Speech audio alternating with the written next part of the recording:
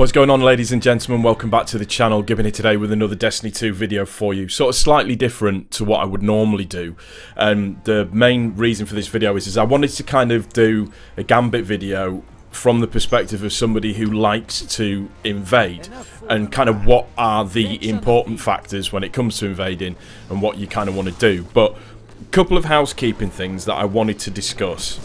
If you are trying to take the role as an invader and you don't manage to get any kills and you've done it a couple of times, stop invading and let somebody else on your team invade, particularly if you are playing as part of a blueberry group where nobody is on sort of the same team and nobody is discussing.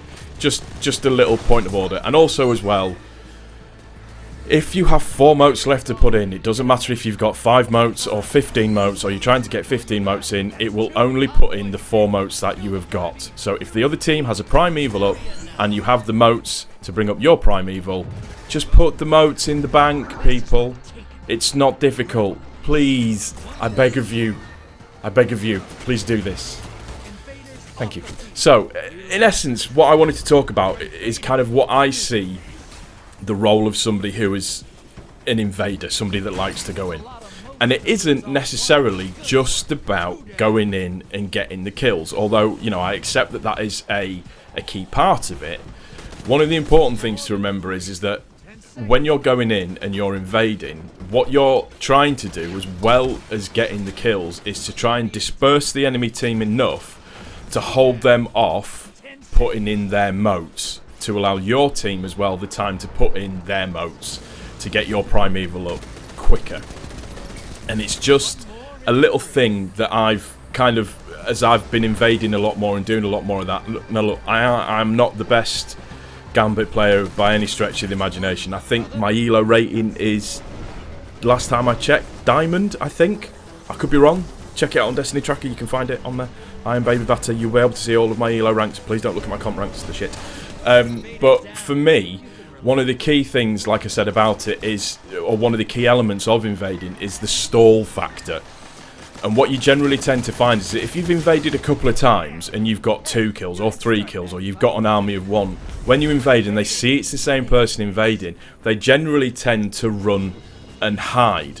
So whilst it's also important that you need to go and get the person that's got the most motes, it's also a key element of invading that if you're good at it and you're getting kills on a consistent basis, then you're wanting to disperse that enemy team to try and get them in there to do it. Now, what I find, and I know a lot of people disagree with me on this, but if you are close to getting a primeval and the other team has got their primeval up, but you're only a few away, and you want to get your primeval up at the same time as well, a lot of people will say there's no point in invading when their primeval has only just come up. Now, I slightly disagree, because again, you're trying to go in as a stalling tactic, but if you wipe the entire enemy team, or wipe a few of the entire enemy team, it means that they can put less damage down over that period of time, giving you a little bit more time to get motes in if it's running close. That's, you know, you could disagree with me on that, or, you know, and I'll accept that. That is just purely my opinion, and it's what tends to work for me in Gambit. And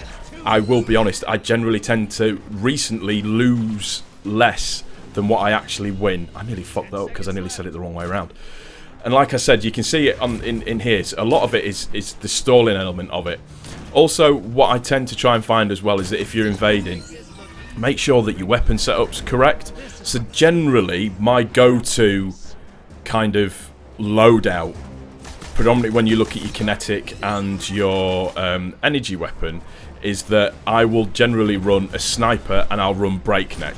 Breakneck is good because even though you're invading, you still need to kill, you know, the thrash mobs on your side to get the motes for your team. So breakneck for me, obviously, it's, you know, the pinnacle weapon with Gambit, but it's a great weapon to use, and it's a great weapon to have because of the onslaught and the rampage perk that I've got on mine. It just deals a lot of damage, and you can do a lot of damage with it as well. I prefer, if I'm big because I'm being a hunter, I like to use golden gun. I like to do, or try to do, the majority of my invading at distance, and that's because I'm getting a bit better with snipers now. I can do a little bit better with snipers, and I trust my sniper shot. So for me, running a sniper is quite an important thing. But just the one thing, like I said, and I know I've mentioned it a couple of times, but it's something that's come into my mind quite a lot since I've been playing Gambit, because I'm trying to get the Dredgen seal, since it's the last one that I've got left to get, and it's that the delaying tactic of what invading actually does. If you can pick a few people off, that's absolutely great, but if you can delay them as well as killing a few people, that actually helps your team out a hell of a lot more. And as you can see in the background, I'm charging up here only because I've got a heavy machine gun on, which just seems to put in work. It's the Menagerie one. It's not the best, actually. I thought it'd be a lot better than what it is, but it's not the best. But it's just working out in your mind the key times or the key elements when it's important to actually go in and invade. If you've got, like, for argument's sake, if you've got the enemy team has pretty much not got left to kill, and you've got sniper, you've got enough sniper rifles, sniper ammo I should say, and you've got a super as well. If you can get in there with your super active, get a couple of kills with your super and then a couple of kills with a sniper, you're actually going to do your team a massive favour, because I think as it wears on, as the game wears on, the actual primeval healing that you can do actually is a lot higher. But then the big bonus to that is that when you come back in, your actual primeval slayer is a hell of a lot higher. And that's the main thing that I wanted to get across today in this video. As I said, is the whole thing about it is invading. It's not just about getting the kills, it's that delaying tactic that you can put on to help your team when you're trying to get the round over or the match over. That's going to do it for this one, guys. I hope you found it informative. If you have, let me know in the comment section down below. If you're new to the channel, please also don't forget to subscribe and like it if you've enjoyed. I'd appreciate it. And remember, always be nice to the enemy team. It's always worth it. Peace.